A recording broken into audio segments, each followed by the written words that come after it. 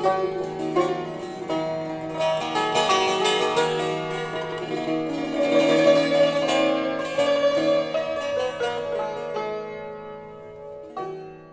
ناوم عەلیە، پاشناومان عایلەیەکی بەربڵاوین، خەڵکی ساوزبڵاغی کۆن و مەهابادی ئێستا، خەڵکی سابڵاغم، لە بنەماڵەی کەریمیم، یعنی شۆرەتمان دەبێتە کەریمی. لە ئاخر و ئۆخری مێژووی میلادی دەبێت تا ئاخر و ئۆخری پەنجاکان لەدایک بووم لەوێ. سەرەتایی و ناوەندیشم هەر لە مەهاباد خوێندووە. مناڵێکی عەجوول و مناڵێکی پڕ وزە و ئەوە بووم. ئیتر حەزم بە زۆر شت بووە، حەزم بە کاروباری عیلمی و کاروباری ئەوە و تا ڕادەیەکی زۆر شەڕە گەڕەک و ئەوانەش بووە. ڕەفیقم زۆر بوون، ڕەفیق خۆشەویست بووم، خەڵکیش ڕەفیقەکانیش لەگەڵ من باش بوون. دواتر بۆ خوێندنی دەوری دووەمی ناوەندی ئێمە ماڵێکمان هەبوو لە تەورێز بۆ خوێندنی منداڵەکانی عایلە. منیش چووم بۆ ئەوێ بۆ خوێندن لە تەورێز. لەوێ دەوری دووەمی ناوەندیم خوێند. لە دەوری دووەمی ناوەندیدا کە بەرەو زانکۆ و جامعە دەچوو،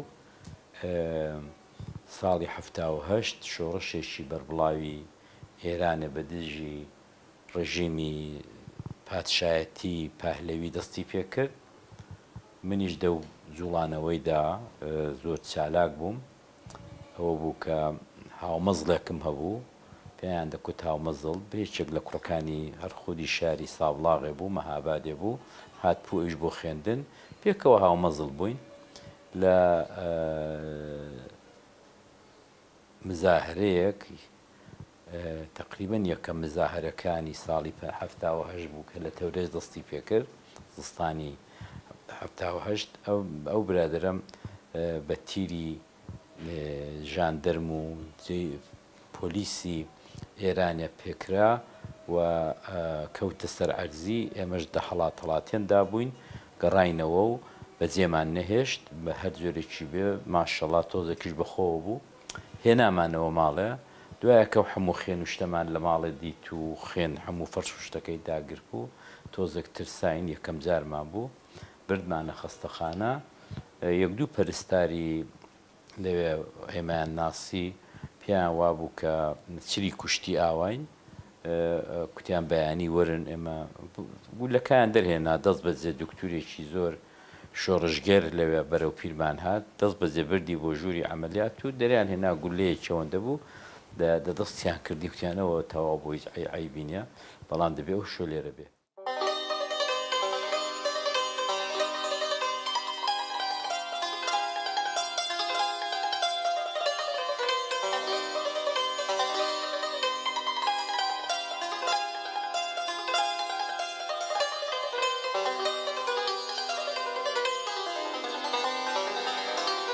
ماوەیەکی زۆر بوو کە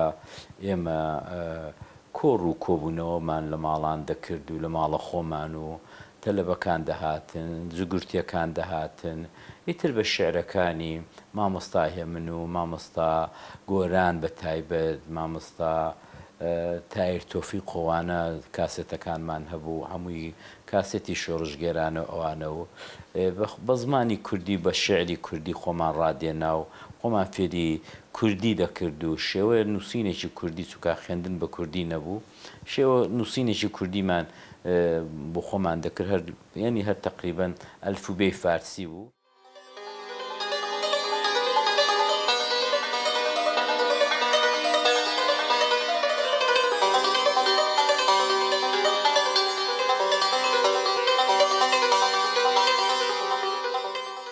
هیچ ڕەوتێکی وا تایبەتی نەبوو بەغێرز ئەوەی کە زۆر لە مێژ نەبوو کە ئەو جوامێرانەی ساڵانی 46-47 ئێرانی پێدەڵێن، ینی 67 و 68 میلادی زاینی کە شۆڕژگێرانی حیزبی دموکرات وەکو کاک سولەیمانی موعینی و کاک اسماعیلی شەریفزادە و مەلا ئاوارە و خەلیل شەوباش و ساڵە لاجان و ئەوانە شەهید ببوون و مەلا مستەفا بەشێکی زۆری لە شۆڕشی ئەیلول تەسلیمی ئێرانێک کردبەوە مەیتەکانیان و ئێمە ئەو مەیتانەمان بە چاوی خۆماندی بوو لە شاری ساوڵاغێ کە هەڵیان ئاوەسی بوون لە پێژەیان قایم کردبوون لە نەردیوانیان قایم کردبوون و دایان جێڕان بە ناو کوچە و کۆڵانەکانی شارەکانی کوردستانی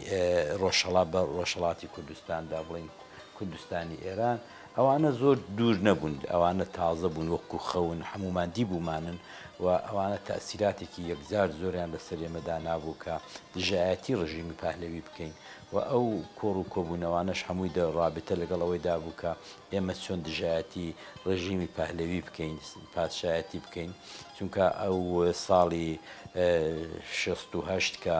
مەیتەکانی بە تایبەت کاک سولەیمانی موعینی و مراد شیرێژ و ساڵە لاجان و ئەوانیان هێناوە خەلیل شەوباش ئەوانیان هێناوە و جێڕایانن بە شارەکانی مەهاباد و خانێ و سەردەشتێدا تاسیراتێکی یەکجار زۆری لەسەر ئێمە کە تازە خەریکی فامکردنەوە و خەریکی ئەلفوبێی ئەوە بووین کە بینە ناو کۆڕ و کۆبوونەوەن دانابوو بۆیە لە تەورێزەژی ترکە مەجالێکی زۆرتر هەبوو دایک و باب دیار نەبوو ئایلە و خوشک و برا دیار نەبوو هەر بۆ خۆمان بوون و ڕەفیق و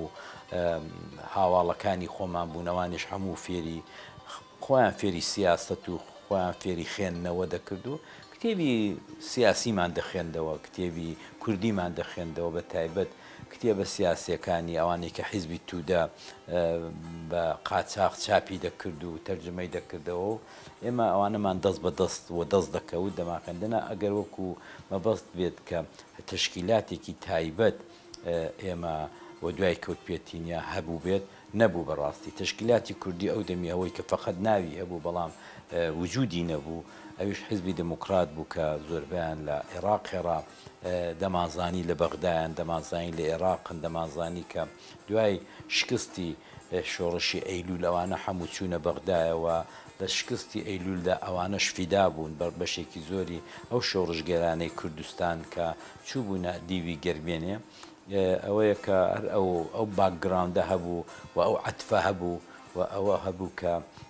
ئێمەش دەبێ و دوای ئەو ڕێبازە بکەوین کورد لە زمانی قازی محەممەدی کە هێندە لە مێژ نەبووە و دەمی 30 ساڵێک بوو قازی محەممەد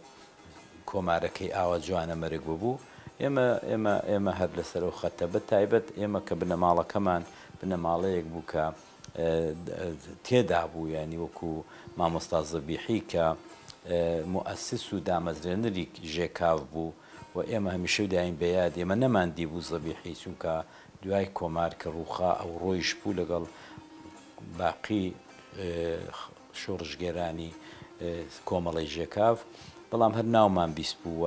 هەمیشە دایکم بۆی باز دەکردین دایکم هەمیشە دایم لای کاچی دەکرد بۆ ئێمە و ئێمەش پرسیارمان دەکرد کە چییە و چین خۆ لەسە ئاشنا ببووین کە کورد ئەو سەرمەسەریانەی بەسەر هاتووە کورد هەمیشە دایم لەژێر پلیشانەوە و لەژێر ئەوە بۆ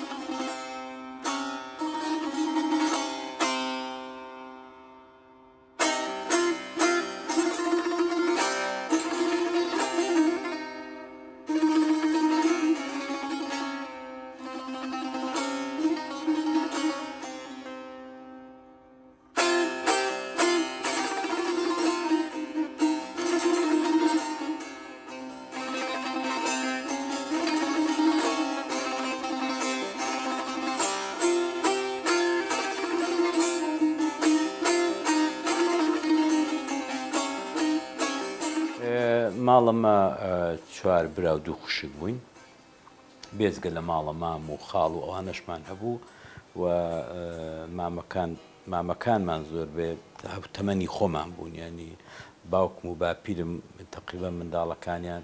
هاوتەمەن بوون چونکە باپیرم ژنی دووەمی هێنابەوە ننکم کە نەمابوو باپیرم ژنی دووەمی نابوو جا منداڵەکان لە ڕیزی منداڵەکانی بابمدا بوون ینی مامەکانمان زۆریان لەگەڵ هێمە فەرق نەبوو لەباری تەمەنەوە بەڵام ئەلا کولی هەمویان ئەوە بوون کە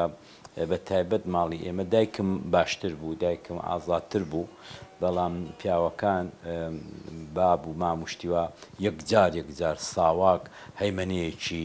زۆر قورسی بەسەر هەموو خەڵکەوە هەبوو تەنانەت خنیان دێورە لە ماڵی خۆشاندا قسە بکەن ساواک ئەوەندە بە قووەت بوو ساواکی شای سازمانی ئیتلاعات و ئەمنیەتی شای و ئەوان سەختیان دەکرد بەڕاستی بە تایبەت بابم زۆر دەترسا لەوەی کە ئێمە تووشی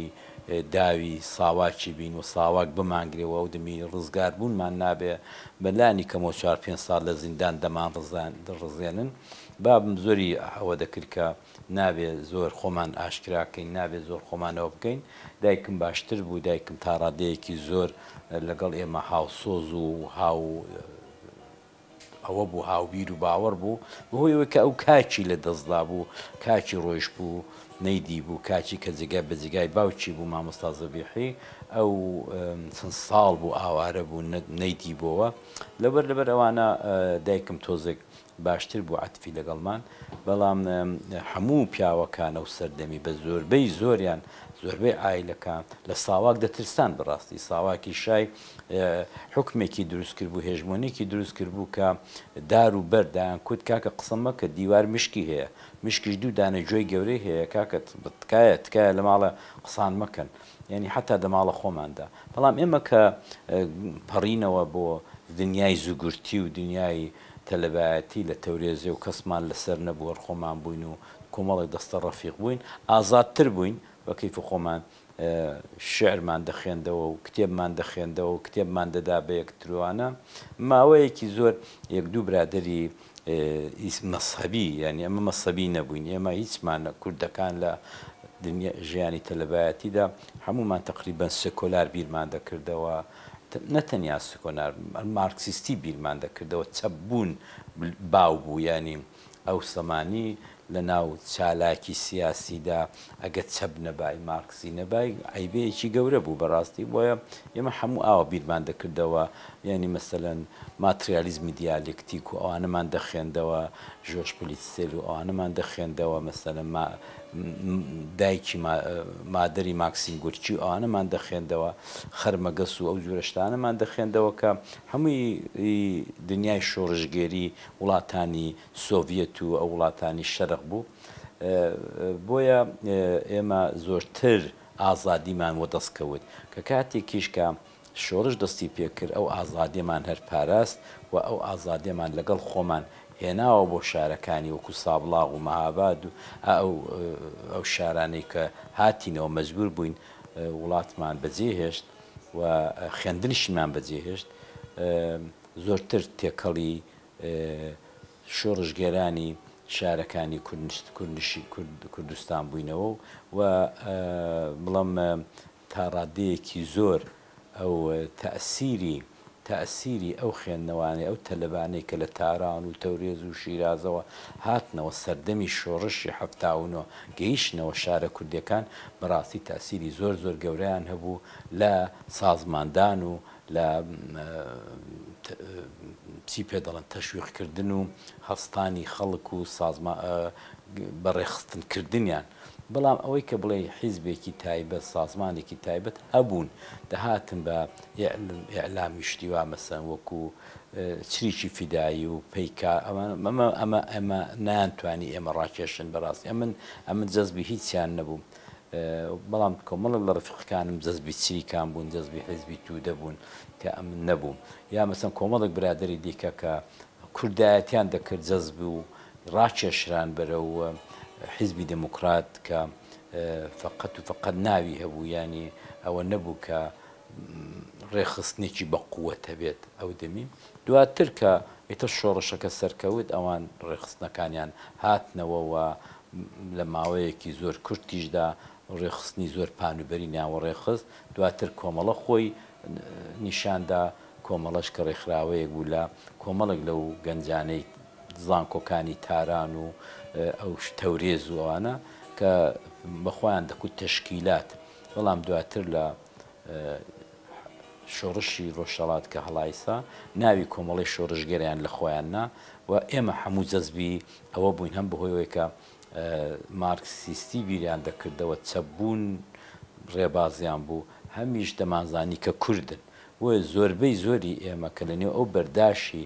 بەڵێن کورد و عەجەمدا مابووینەوە نەمان دەزانی کە بەرەو چێ خەت بڕۆین مسلمان بین دموکرات بین یا توودە بین یا چریک بین کۆمەڵا وەکو شتێک بۆمان نازڵ بوو زۆرمان پێ خۆش بوو هەم خەتەکەی لە خۆ لەمە نزیک بوو هەمیش کوردایەتەکەشی دەکرد.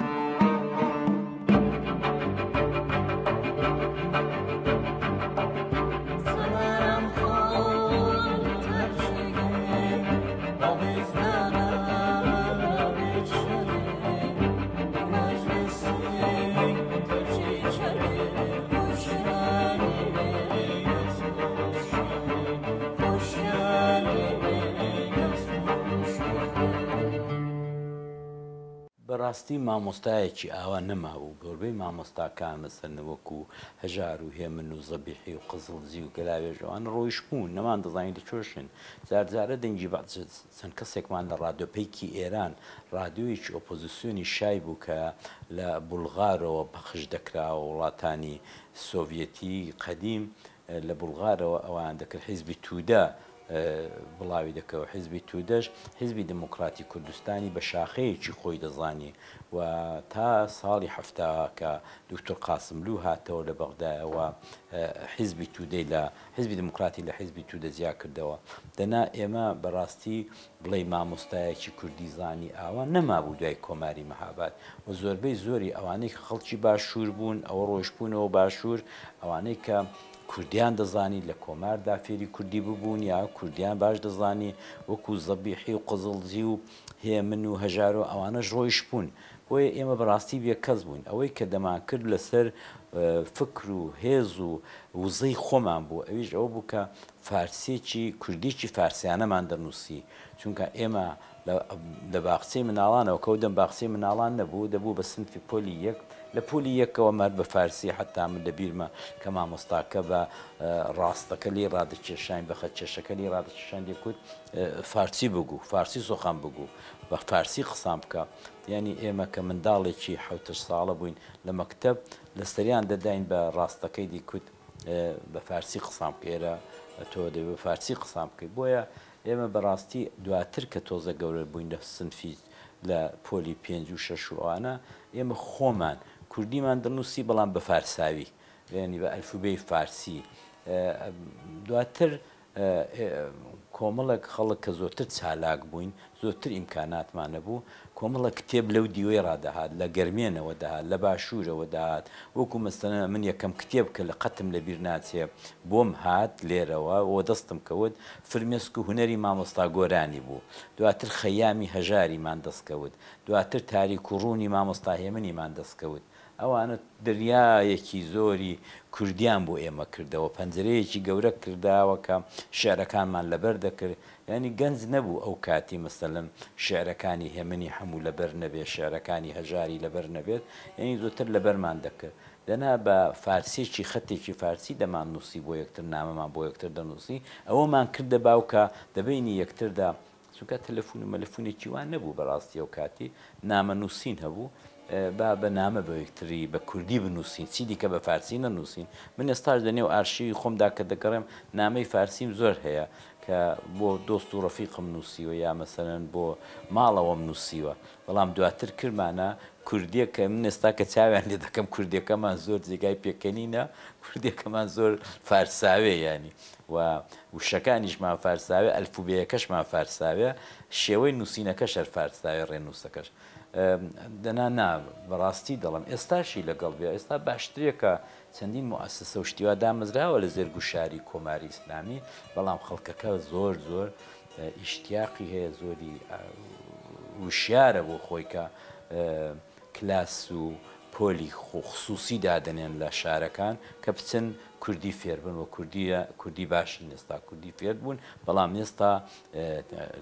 کافی نییە دەبێت زیاتر چونکە تا زمان لە ناو پۆلی 1 و 2 و 3 لە باخچەی مناڵانەوە بە کوردی بناغی بۆ دانەنەی ڕاستە دواتر دەتوانی بچی بە گەورەی فێربی فێریش بوون زۆریان فێر بوون ڕۆمانی پێدەنووسن کتێوی پێدەنووسن بەڵام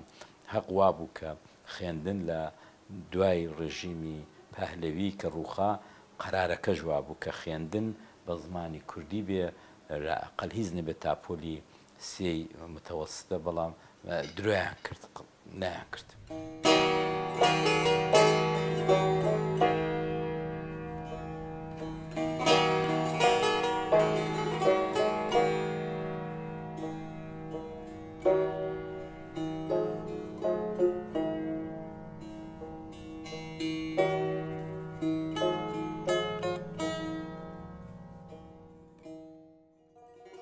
ئێمە کە خەباتی سیاسی لە سەردەمی شایەوە دەستی پێکرد یەکجار زۆر بەرەو کوردایەتی ڕاماکێشە من نایشارمەوە هەمیشەش کتومە فاسلەیەکی یەکجار زۆر هەبوو لەگەڵ پارتی دموکراتی کوردستان یا بڵم بە ڕاحەتتر بڵم بنەماڵەی بارزانانی چونکە پارتی فەرقی زۆرە لەگەڵ بنەماڵەی بارزانانی یا دەتوانم بڵم پارتی شتێکە وەکو خشل و ڕازانەوە بۆ بنەماڵەی بارزانی کراوە دەنا لە حیزبی سیاسی بە دوورە ڕەشماڵێکە کۆمەڵک ڕعیەتن لە دەوری سەرۆک و لە ڕەشماڵەکەیدا دانیشتون ئەو مەکتەبی سیاسی مەکتەب هەر لە کۆنەوە فقط و فقط ناوێک بۆ بە نێوی مۆدێرنیتە کەوانە حیزبێکی سیاسین دەنا لە حەقیقەتدا ڕەشماڵەکە مەلا مستەفا بۆ دوای مەلا مستەفای کوڕەکەی بۆ دوای ویشەر کوڕەکەی دەبێت هەرەوە تا ئێستاوە دەبینی بۆیە ئەمن فاسلەیەکی یەکجار دوورم هەبووە یەک بەهۆی وەیە کە لێرە بیسپوم کە خاڵم عەبدوڕەحمانی زەبیحی کەوتۆتە باڵی مەکتەب سیاسی یا بە زمانی ئەوڕۆ خەڵە بڵین جەلالیەکان و لەگەڵ ماڵی بارزانی ناکۆکە دوو ئەوەی کە بەڕاستی بۆ خۆم بە چاوی خۆم دیتم مناڵ بووم لەگەڵ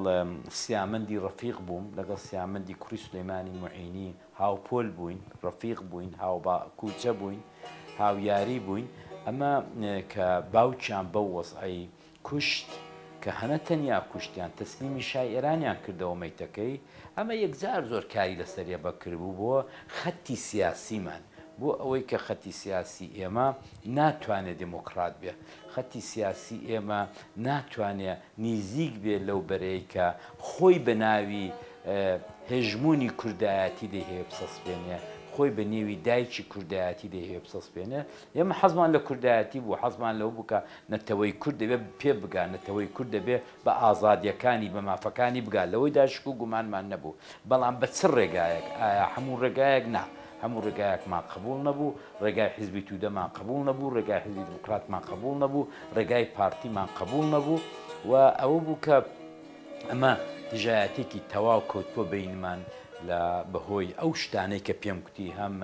ئەو شەهیدانەی کە لە ساڵی 68 بە چاوی خۆمان دیتمانن کە چۆن تەسلیم بشایکردنەوە شاد چۆنی کوشتن مەیتەکان چۆن بە خەڵکی نیشاندران بۆ چاوترسێنکردن ئەها ئەگەر سیاست بکەن ئاواتان لێ دێت ئەوانە زۆر تاسیری هەبوو لەسەر ئێمە یەکجاریە بە تایبەت بنەماڵەی ئێمە کە خەڵکی سابڵاغێ و لە کۆماری مەهابادەوە هاتفون و ئەوانە ئەو یادگاریانە هەمووی ڕۆژانە لە ماڵدا دەقوترا دژایەتی هەبایە نەهات پایە سەخت و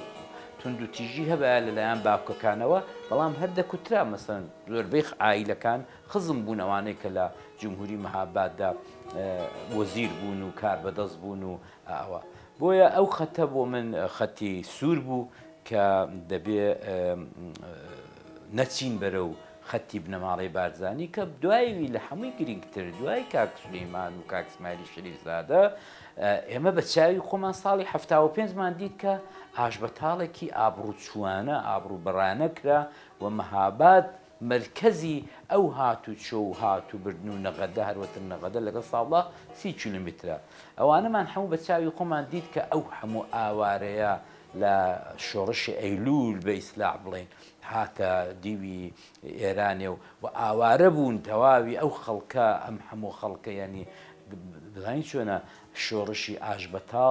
ئاشبەتاڵی شۆڕشی ئەیلول بەزار خۆشە دەبێت فیلمی لێ دروستکرێت دەبێت بە دەیان زاویەی هەیە کە هەر زاویەی دەبێت جۆرێک تاریف بکرێت و ئەو خەڵکەی کە بەڕاستی لی قەوما لە دوایەوەی کە هەر بە یەک کەلیمە کوتی کاری من تەمام شد ینی کاری من تەواو بۆ بەلا مستەفا ئەمە لە دکتور مەحمودم بیستۆ بۆ خۆم دەیان جارم باس کردووە لە نووسینەکاندا ئەو کاتی کە بەلا مستەفا بە ئەمری شای ئێرانە ئاشەکەی بەتاڵ کرد و بانگی ئاشبەتاڵی لێدا بەلانی کەمەوە بە سەدان میلیۆن دۆلار لەبەردەستیاندا بوو ئازوقەیەکی یەکجار زۆر جەبەخانەیەکی یەکجار زۆر و من بیستومە لە خودی ئەو سەرکردانەی کە ئەو کاتی لە شۆڕشی ئەیلولدا بوون دەیان کوت دەتمانتوانی بەڕاحەتی بەبێ یارمەتی هیچ وڵاتێک 3 ساڵی دیکە 3 ساڵ دیکە درێژە بە شۆڕش بدەین تەنانەت دەڵێن شای ئێرانی ئینتیزاری نەبووە کە کوتوێتی من لەگە سەدامی پێگەیشتم ئەنگۆش وەرنەوە ماڵێ ئەو ئینتیزاری نەبووە کە مەلا مستەفا بە قسەی بکە و پێی وا بوو کە حتممە بە قسەی ناکا و دێتەوە ئێرە و لەو شاخ و چێوەی 3-4 ساڵی دیکە بۆ خۆی بەڕێوە دەبا فرۆژگایەکی زۆریان هەبوو ئازوقەیەکی زۆریان هەبوو جبەخانەیەکی زۆریان هەبوو ئەرزاق خشتی یەکجار زۆریان هەبوو و پارەیەکی زۆریان هەبوو ئەوە منەوانم لە خودی بیرەوەری ئەو کەسانەی کە دە شۆڕشدا هەمەکارە بوون وکو دکتور مەحمودەوانە بیستۆ و لە بەڕێز کاگنۆشیرەوان لە بەڕێز مامجەلال لەوانم هەموو بیستەوە زۆرێک لە فەرماندە عسکەریەکانی دیکەکە دواتر شانسی ئەوم هەبوو کە لەگەڵیان وتوێژکەم لەگەڵیان قسە بکەم لەوانم بیستۆکە مەلا مستەفا فقط لەسەر ویست و داخوازی خۆی و لەسەر ئەو مخلیسایەتی کە بۆ شای ئێران و بۆ جەماعەتی کاربەدەستانی ئیستیخبارات و مخابراتی شای لە ناو شۆڕشەکەیدا هەیبووە توێتی کاری من تەواو بوو ئیتر ئەمن ئاشبەتاڵە دەکەم و من شۆڕشە ناکەم.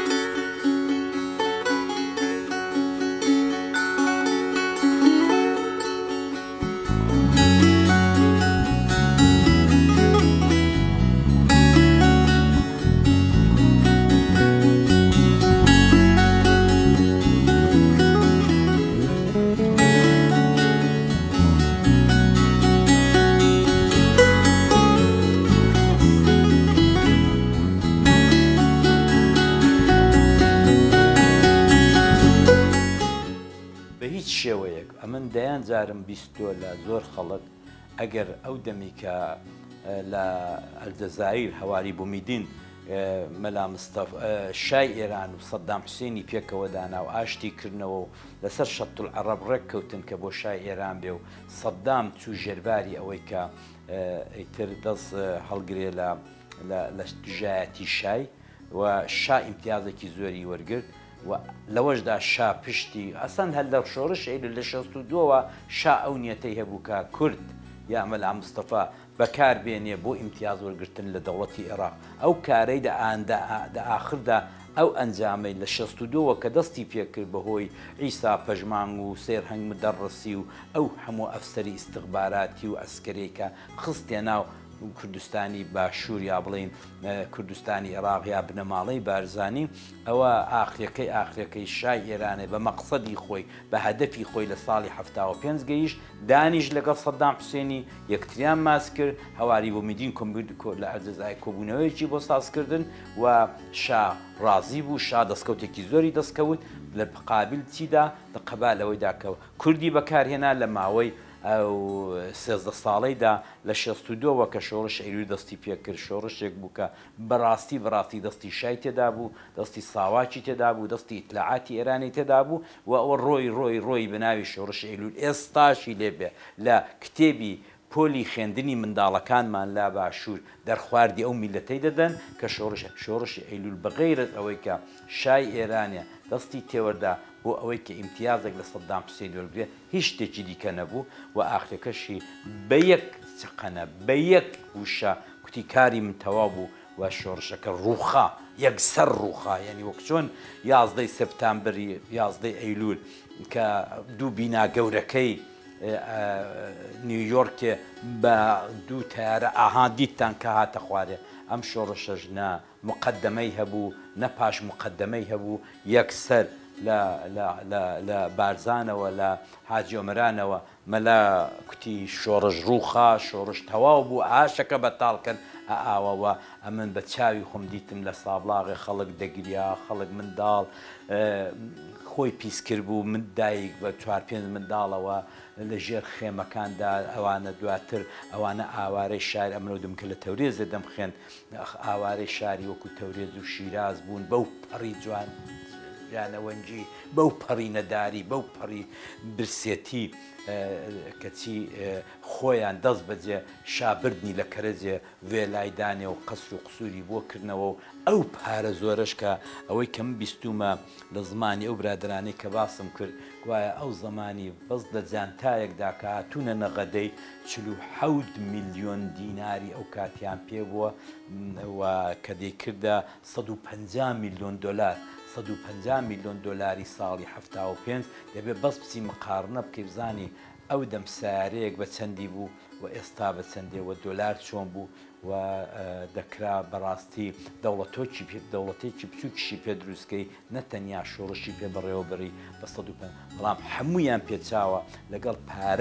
پارەی فرۆژگاکان کە ئەویشت گوایە 3-4 میلیۆن بۆ لەسەر مەسئولی فرۆژگاکانیش کە شێ محەممەدی هەرسین بوو ئەویشیان کوشت و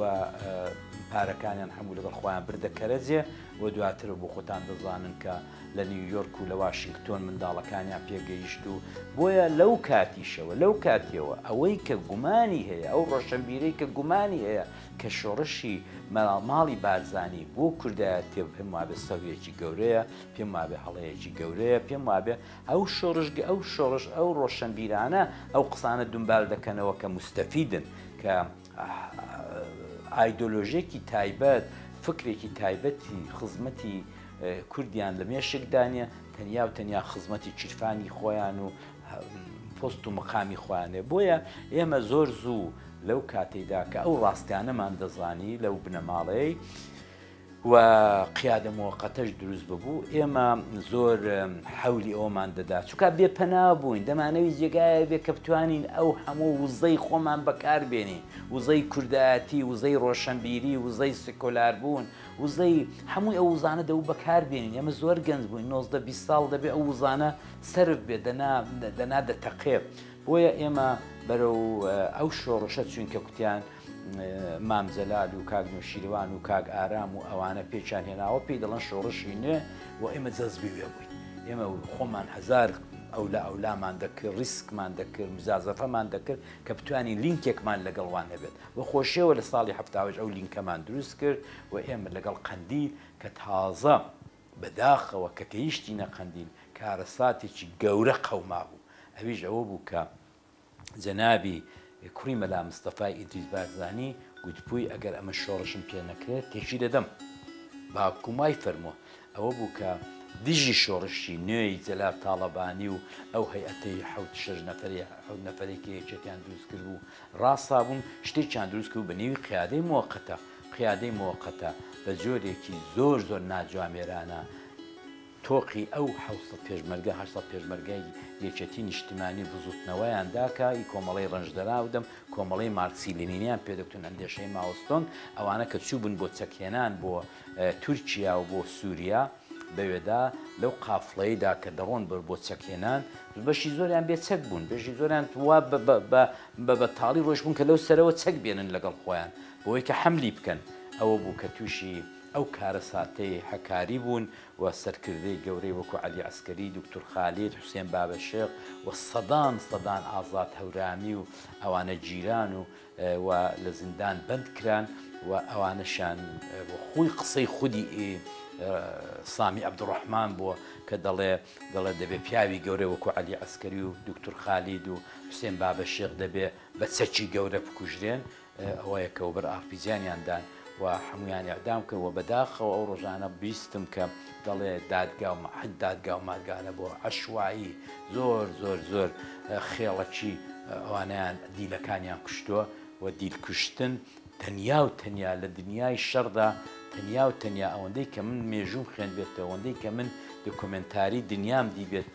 دیلکوشتن فقط کاری نامردانە و ئەوانە و کارانیان کرد ئێمە ئەوانە ئەو دروست ئەو کاتی هەڕەی ئەوە بوو کەمە ببین بە سیاسی ببین بە شۆڕژگەر ئەوە بوو کە ئێمە من بەش بە حاڵی خۆم لەگەڵ کۆمەڵێک برادری خۆم کە هەمووی ئیسانی باش بوون جەماعەتێکی زۆریان شەهید بوون لە ناو کۆمەڵی ئێرانەدا ئێمە چوین بەرەوە یەکێتی نیشتیمانی یەکەم مەرحەلە ئێمە وەکو ڕێخستنەکانی کۆمەڵی مارکسی لێنینی لە شاری مەهاباد لە شاری سابڵاغ کۆمەڵێکی وەکو من حوسێنی برام عەباسی برام کاک سولەیمانی بلووری شەهید سولەیمانی بلووری شەهید جەماڵی مفتی شەهید کەریمی بلووری ئەوانە هەمووی لەگەڵ هاوکاری لەگەڵ کاک دلێری سەیمەجید کە ئێستا ماوە بەخۆشیەوە کاک ملا زوعمەر کە ماوە بەخۆشیەوە مەلا بەختیار کە ماوە بەخۆشیەوە ئێمە ئەوە دەڕابطە لەگەڵوانەدا گروپێک بووین کە کارمان دەکرد و یارمەتێکی زۆرمان دەگەیان دە یەکێتی نیشتیمانی چ لە ئازوقە چ لە هاوکاری چ لە تەبلیغ چ لە ڕێکلام و ئەوانە و دژایەتی بنەماڵی قیادە موقەتمان دەکرد بە تەواوی معناق دژایەتیمان دەکرد و بە هیچ شێوەیە قبولمان نەبوو لە باری سیاسیەوە کە ئەوانە قسەکەری زمانی کوردی قسەکەری خەباتی کوردی بن بۆیە ئێمە کەوتینە یەکەم مەرحەلەی سیاسیمان ئەمن بەش بە حاڵی خۆم لەگەڵ ئەو ڕفیقانی کە باسم کردن زۆرن ئێستا لە یاد نیم وەن بەعزێکیشان لەناو ئێرانێدا نامهوێ ناویان بێنم ئەوانە ئێمە کەوتینە ناو کۆمەڵەی مارکسی لێنینی ئەندێشەی ماوەستۆنگی کاک نوشیروان و کاک ئارام و ئەوانە و بەداخەوە کاک ئارام زۆر شەهید بوو و زۆرتر ئێمە لەگەڵ یەکێتی نیشتیمانی هاوکاریمان دەکرد ئەوە یەکەم مەرحەلە بوو دوایەوەی کە ئێران بە تەواوی شاڕوخا خومینی هاتە سەرکار ئێمە کۆمەڵی ئێرانیا خۆی ئێعلان کرد و ئەوان بەداخەوە لە یەکەم کاری دەوڵەتیدا کە کردیان کوتیان کوردستان دەبێت خامۆش بێت دەبێت کوردستان خامۆشکن کوردستان دەبێت سەرکوتکەین ئەوە بوو کە شۆڕشێک دروست بوو لە ڕۆژهەڵاتی کوردستان بنێوی شۆڕشی مقاومەت شۆڕشی بەرگری ئێمە لەو شۆڕشەیدا یەکەم دەستە پێشبەرگە بووین بەشداریمان کرد و هەر لەسەر دۆستایەتی و ئاشنابوونمان بە ئەو برادرانەی کە پێیان دەکتون تەشکیلات و هەممی هەنانی مبارز هاونیشتیمانانی بە کورتی بڵم بۆی کە بینەر لێم حاڵی بێ کاک فوادی مستەفا سوڵتانی کە یەکێک لە زیندانە خۆشەویستەکانی ئێرانێ بوو یەکێک لەو کەسانە بوو کە لە زیندانی شایدا سیاسێک بوو کە هەموو خۆشیان دەویست ئێمە جەزبیوی بووین و ئێمە لەگەڵ کۆمەڵەی ئێرانێ کۆمەڵەی شۆڕژگەر دەستی هاوکاریمان درێژ کرد و ئەوانیش ئێمەیان بە دڵ و بەجان قبول کرد و ئێمە بووین بە کۆمەڵە پێش ئەمن بووم بە یەکەم مەفرەزەی پێشمەرگەی کۆمەڵە لە ساڵی 79 و دواتر لە نێو کۆمەڵیدا تا ئاخر و ئۆخری 84 و 83 ئەوانە کە ئیتر ئەوان حیزبی کۆمونیستیان دروست کرد ئەمن پێم وانە بوو کە چونکە تەجروبەیەکی کورد و عەزەمم هەبوو کە عەزەم ناتوانێت ددانی خێر بە نەتەوەیەک وەکو کورد لێ ناو ئێرانەدا بنێت بۆیە ئەمن نەکەوتمە ئەو بەڵایی کە منسووری حکمەتیە نایبوو ناو کۆمەڵە و بەبێ یەک و دوو لەگەڵ ڕەفیقەکانم لەگەڵ کاک سامەندی معینی لەگەڵ کاک ڕزای لەگەڵ کاک حوسێنی لەگەڵ کاک کەریمی زۆر بووین زۆر هەمووی پێشمەرگەکانی ناوچەی مەهاباد و ئەوانە ئێمە لە کۆمەڵی هاتینە دەرێ ئیتر بڵاو بووینەوە ئەمن دووبارە ئەو کاتی گەڕامەوە بۆ لێرە لە شار باژێر ڕێکخراوی سێی کۆمەڵەی ڕەنجدەر ئەو دەمی کۆمەڵی مارکسیلێنی بوو بە کۆمەڵی ڕەنجدەران ناوەکان گۆڕی بوو ناوێکی باشتریان بۆ دۆزی بووە ئەمن لە ڕێکخراوی سێی کۆمەڵی ڕەنجدەران لەگەڵ کاک ئەبوو شەهاب ئیحسان نەجمەدین محێدین لەگەڵوی ماوەیەک مامەوە لەوێ داتر لە ئاخر و ئۆخری ساڵی 84 پەڕیوەی دەهەندەران بوو.